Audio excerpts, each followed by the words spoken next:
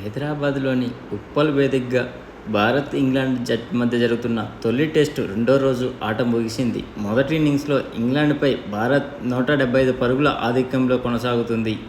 Over night score 119కి 1 wicket స్కోర్తో రెండో రోజు innings ప్రారంభించిన ఇండియా ముగిసే సమయానికి 421కి 7 వికెట్లు చేసింది. క్రీజులో రవీంద్ర జడేజా 81 పరుగులు, అక్షర్ పటేల్ 35 పరుగులతో ఉన్నారు.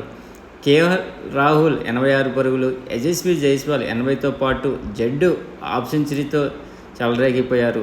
అలాగే మన తెలుగు కుర్రాడైనటువంటి శీకర్ భరత్ 41, శ్రేయస్ అయ్యర్ 35, రోహిత్ శర్మ 24, శుభం గిల్ 23 పర్వాలేదనిపించారు.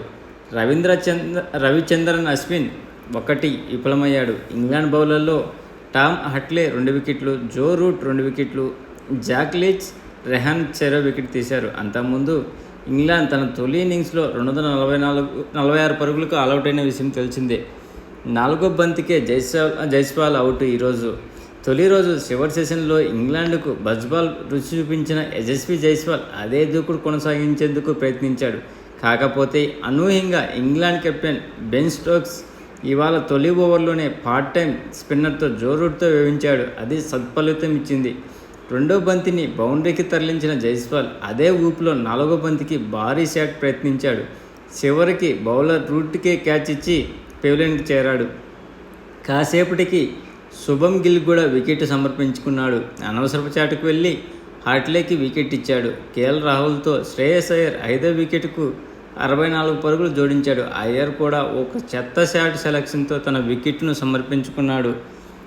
ఓ వైపు వికెట్లు పడినా కేఎల్ రాహుల్ మాత్రం అర్ధశతకంతో సాధించి నిలకడైన ఆట తీరును ప్రదర్శించి చాలా జెంటిల్మెన్ గేమ్ ఆడాడు. ఆరంభంలో రవీంద్ర జడేజా ఆచిచూచి ఆడాడు. కుదురుకున్నాక బ్యాట్ను జులిపించాడు. సెంచరీ చేస్తాడని అనుకున్న సమయంలో కేఎల్ రాహుల్ పెవిలియన్కు చేరాడు. అప్పటికి భారత్ స్కోర్ 288కి 5, ఆధిక్యం 40 ఉంది.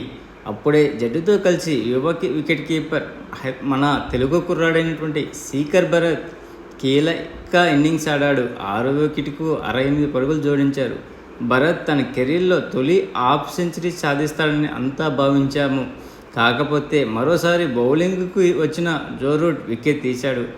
అశ్విన్ అలా వచ్చి ఇలా రన్అట్ రూపంలో పెవిలియన్కి వెళ్ళాడు. ప్యాడ్లు కట్టుకున్నంతసేపు కూడా ఉండలేడు. అయ్యో అశ్వినా అనిపించేది. బ్యాటర్గా చివర ఉన్న ఏకైక ఆటగాడు అక్షర్ పటేల్. జట్టుతో కలిసి అతడు మరో వికెట్ పడనీయకుండా రోజును ముగించాడు. వీళ్ళిద్దరూ 8వ వికెట్కు ఇప్పటికే 63 పరుగులు జోడించారు. మూడో రోజు ఉదయం ఇంకాస్త సమయం క్రీజ్లో ఉంటే భారత్ ఆధిక్యం 200 దాటడం పెద్ద కష్టమేమీ కాదు అనిపిస్తుంది.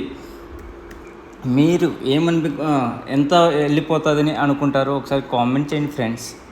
అంతేకాకుండా ఇప్పటి వరకు కేఎల్ రాహుల్ హోమ్ గ్రౌండ్లో మన ఇండియాలో 1000 పరుగులు సాధించాడు టెస్ట్లో. అది నిజంగా ఒక ఘనతలాగానే అని చెప్పుకోవచ్చు మనము. ప్లీజ్ ఫ్రెండ్స్, లైక్ చేయండి, కొత్తగా వచ్చిన వాళ్ళు సబ్స్క్రైబ్ చేయండి. మీకు ఈ వీడియో నచ్చితే షేర్ చేస్తారని ఆశిస్తున్నాను. Signing off your Mahendra. Thank you. Good night.